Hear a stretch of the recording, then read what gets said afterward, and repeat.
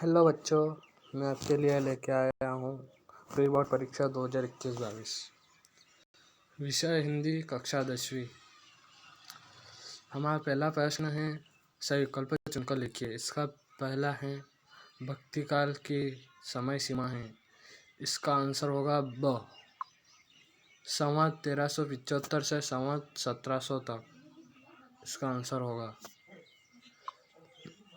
दूसरा प्रश्न है, रामचरितमानस की भाषा है। इसका आंसर होगा ब, अवधि। क्वेश्चन नंबर 3 है, रौद्र रस का स्थायी भाव है। इसका आंसर होगा स, क्रोध। चौथा प्रश्न है, नेताजी की मूर्ति लगवाई थी। इसका आंसर होगा ब, नगर पालिका द्वारा। क्वेश्चन नंबर 5 है, चिकित्सालय का समास विग्रह होगा। इसका आंसर होगा ब, चिकित्सा का आलय। क्वेश्चन नंबर 6 है, सांप निकलने पर डरकर भागे, भोलेनाथ आकर छिपे। इसका आंसर होगा द, मैया के आंचल में। क्वेश्चन नंबर 2, रिक्त स्थान में सही विकल्प चुनकर लिखिए। पहला प्रश्न है, विदा के समय माँ को अपनी बेटी पूंजी प्रतीत हो रही थी। इसका उत्तर होगा अंतिम। ए। दूसरा है, काव्य की शोभा बढ़ाने वाले धर्म कहलाते हैं। इसका आंसर होगा अलंकार। क्वेश्चन नंबर 3 है, रमणीयार्थ प्रतिपादक शब्द काव्यम की परिभाषा है। इसका आंसर होगा भरतमुनि। अगला है, आत्मकथा में लेखक के जीवन का वर्णन करता है। इसका होगा स्वयं। अगला है, यथाशक्ति में समास होता है। इसका आंसर होगा अव्ययभाव। अगला है, कभी कभी हमारे कुश्ती भी लड़ते। इसका आंसर होगा बापूजी। अगला है, हिरोशिमा में ही जापान या अमेरिका। इसका आंसर होगा जापान। अगले प्रश्न की ओर चलते हैं। यह तीसरा प्रश्न। पहला है, छाया मत छूना। इसका होगा च, गिरिजा कुमार माथुर। अगला है, पृथ्वीराज रासो। इसका होगा ख, महाकाव्य। अगला है, एक कहानी यह भी। इसका होगा क, मन्नू भंडारी। अगला है, ईश्वर करे तुम पास हो जाओ। इसका होगा इच्छावाचक वाक्य। अगला है, 9 2 11 होना। इसका है बिना मेहनत के लाभ प्राप्त करना। अगला है, माता का आंचल। इसका होगा शिव पूजन सहाय। अब अच्छे से लिख लीजिए। अगला है, एक वाक्य में उत्तर दीजिए। इसके हम आप वीडियो के बाद में दिखाते हैं। आप प्रश्न देख लीजिए पहले, फिर आपको बताते हैं। 5वां देख लीजिए, सत्य असत्य लिखिए। पहला है, राजा का धर्म है कि प्रजा को ना सताए। यह है सत्य है। अगला है, खंड काव्य मुक्तक काव्य का एक भेद है। यह सत्य है। अगला है, कहानी उपन्यास की अपेक्षा छोटी होती है। तो यह सही है। प्राचीन भारत में स्त्रियां अत्यंत विदुषी थी। यह भी सही है। सिद्धार्थ स्वस्थ हैं, विधिवाचक वाक्य हैं। यह भी सही है। तारकेश्वर ही भोलेनाथ थे। यह भी सत्य है। आप प्रश्न देख लीजिए, हम उत्तर बताते हैं पीछे। यह प्रश्न है, देख लीजिए आप।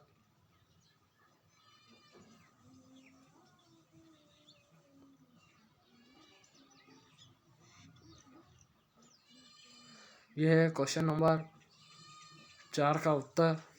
आप अच्छे से लिख लीजिए। विश्व के सफल जन गर्मी से व्याकुल हो रहे हैं। दूसरा है, तृप्त धारा का सांकेतिक अर्थ सांसारिक दुखों से पीड़ित पृथ्वी है। थर्ड है ऐसी शब्द रचना को छंद कहते हैं। चौथा है चौपाई छंद के प्रत्येक चरण में 16-16 मात्राएं होती हैं। पांचवा है नेताजी की मूर्ति लगभग 2 फीट ऊंची थी। छठा है उपासना करने वाला उपासक कहलाता है। सातवां है 1926 में प्रकाशित देहाती दुनिया हिंदी का पहला आंचलिक उपन्यास माना जाता है। चौथा हो गया हमारा, पांचवा मैंने बता दिया है आपको। अब छठे की ओर चलते हैं। छठा प्रश्न है, पांचवा भी देख लीजिए और छठा भी है। छायावाद की 2 विशेषताएं निम्न है। पहले है आत्माभिव्यक्ति, दूसरा है नारी सौंदर्य और प्रेम चित्रण। यह हमारे छोटे क्वेश्चन का आंसर है। सातवें प्रश्न की ओर चलते हैं। यह है सातवें का उत्तर। सूरदास हिंदी साहित्य के महाकवि हैं, क्योंकि उन्होंने न केवल उतार चढ़ाव और भाषा की दृष्टि से साहित्य को पाल्वित किया है और वरन कृष्णा काव्य की विशिष्ट परंपरा को भी जन्म लिया। सूर का कृष्ण काव्य व्यंग्यात्मक भी है, इसमें विलंब की प्रधानता है। सूर का भ्रमर गीत इसका ज्वलंत उदाहरण है। और प्रश्न नंबर 8 का उत्तर अथवा वाला है। ये माँ ने बेटी को सचेत करना इसलिए जरूरी समझा क्योंकि उसकी बेटी इन सब बातों से अनजान थी। वह अत्यंत भोली एवं सरल थी। उसने घर में केवल सुख ही देखा था। वह जीवन के दुखों से अपरिचित थी। माँ को यह डर था कि उसकी भली बेटी समाज व्यवस्था के अनुरूप आदर्श रूपी बंधन को स्वीकार कर सामाजिक भेदभाव का शिकार हो जाएगी। यह है इसका आंसर। क्वेश्चन नंबर 9 की ओर चलते हैं। अब अच्छे से लिख लीजिए। ये क्वेश्चन नंबर 9 और 10 दोनों हैं।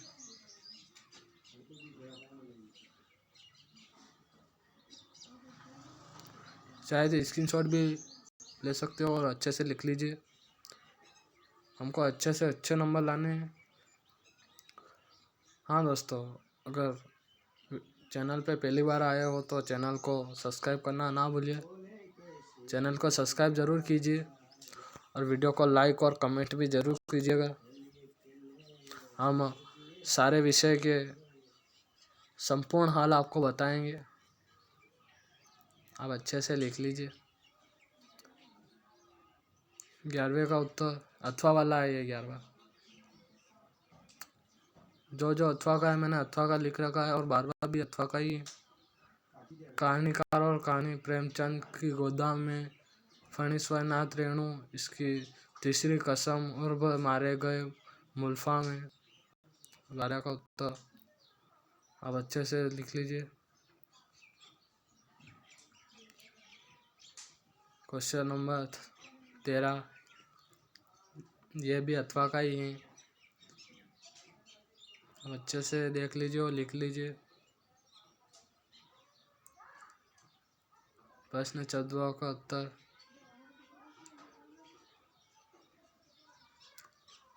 सारे के सारे उत्तर बिल्कुल सही है। मैंने ढूंढ के लिखे हैं। आप अच्छे से लिख लीजिए। ये क्वेश्चन नंबर 15 का उत्तर 16, 17 तीनों के हैं। 17 का और पीछे भी है, इसलिए आप अच्छे से लिख लीजिए।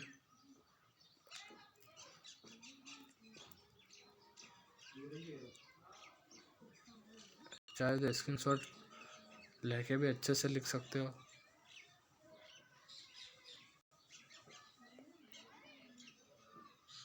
ये पीछे का 17 का और बाकी है वो ख ग है, 3 पॉइंट है।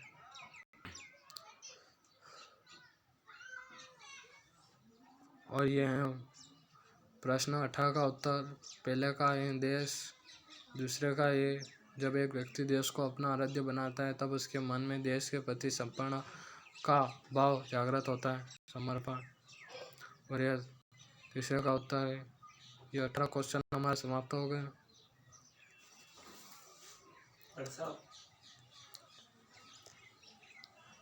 और 19, 20, 21 हम आपको आगे बताएंगे। ये 22वां देख लीजिए पहले। ये हमें प्रार्थना पत्र लिखना था।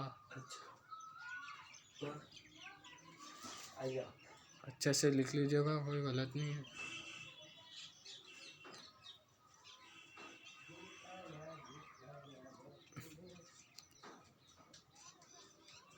और ये क्वेश्चन नंबर फिर 20 आ गया है।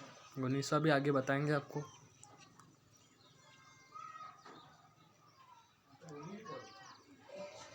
बीस, 21 का और पीछे भी है। आप अच्छे से देख लीजिए और लिख लीजिए।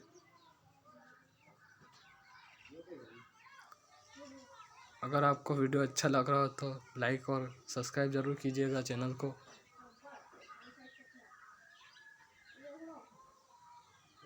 हम आपको सारे विषय के आंसर प्रोवाइड कराएंगे।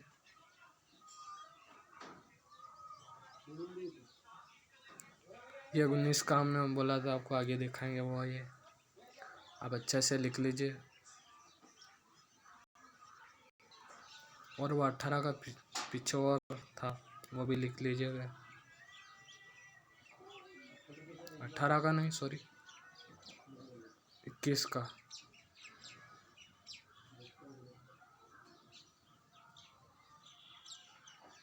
ये 19 का भी लिख लीजिए। और आगे चलते हैं। ये लास्ट क्वेश्चन बचा है हमारा 23वां। इस पर निबंध लिखना है हमें। कंप्यूटर की हमारे जीवन में उपयोगिता। मैंने पॉइंट लिखे, आप देख लीजिए।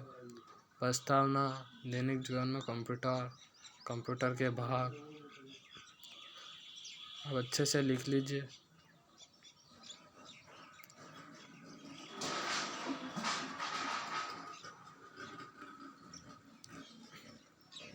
और कंप्यूटर की विशेषता और कंप्यूटर शिक्षा की आवश्यकता एवं महत्व आप अच्छे से लिख लीजिए। हमारे चैनल को सब्सक्राइब ज़रूर कीजिएगा भाइयों। हम अगला वीडियो भी लाएंगे आपके लिए फुल संपूर्ण हल के साथ। बहुत बहुत धन्यवाद आपका। हम अगले वीडियो में मिलते हैं।